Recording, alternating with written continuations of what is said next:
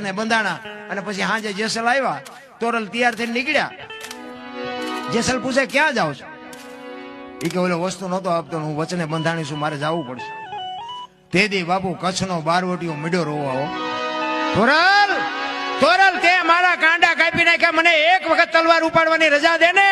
આખા અંજારમાં વાણિયાનું બી નો રહેવા દઉં, હજી તલવારના ઝાટકા ભૂલી નથી ગયો. પછી તોરલ કહે છે, જાડેજા આવી ગાડીઓમાં બેહો ને એટલે આવા સ્ટેશન આવે. એના બાપની તાકાત નથી, તમે શું કામ ને ઉતાવળા થાવ છો? પછી જાડેજો કહે છે કે બહાર તો વરસાદ વરે છે, વેગલી મળી છે, કેમ જઈશો?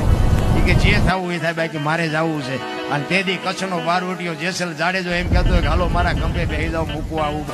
રાતના 2 વાગ્યાનો સમય હોય, કોઈ જીવ જાગતો ન હોય, કાળી ડિબાંગ રાત જામી હોય, વીજળી આપણે ચીરતી હોય અને કાળી રાજમાં બાપુ કારામાં કીચડમાં બાપુ તોરલને